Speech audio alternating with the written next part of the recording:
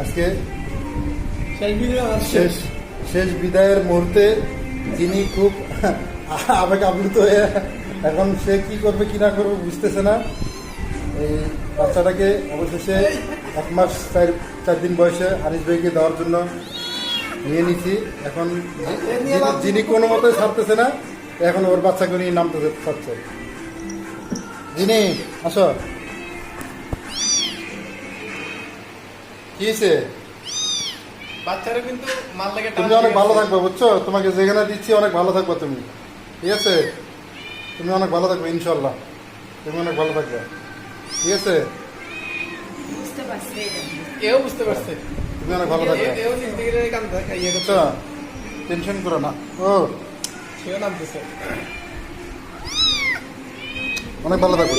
হ্যাঁ, কি কি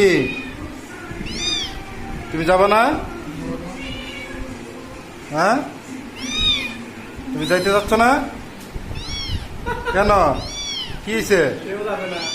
তুই কেন তোর আম্মুকে ছেড়ে যাবে না কেন? যাইতে হবে না? তোর আম্মু তো তোমাকে রাখবে না, তোমার আম্মু তোমাকে রাখবে না, তোমাকে পাঠাই দিবে। দেখছো তোমার আম্মুর কোনো এক্সপ্রেশন নেই। আসো আসো আসো আসো আসো কামড়ে নিয়ে নামতেছে। আসো আসো, থাক থাক থাক, যিনি থাক, যিনি থাক। না, আসবো আরেকদিন আসবো।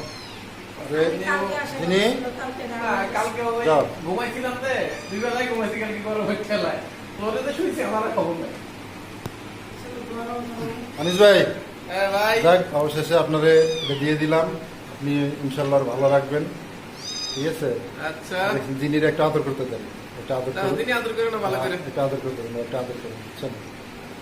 আসলে একটা প্রাণী, মানে যে যত বলি না কেন, একটা মা মা তো মায়ের, বুঝছেন? বাচ্চারা মায়ের থাকতে কোনো থাকলে দুটো ওই কথা মায়ের নেই। ক্ষমা নেই। মানে ওদের 10টা বাচ্চা থাকলে ওদের কিন্তু মানে কখনো বেশি হয় না। আয় হায়, আয় হায়, এদের লাগছে। আসলে খারাপ লাগে, বুঝছেন ভাই? এই সময়টা আসলে খারাপ লাগে। যিনি দাও দাও দাও, নামো।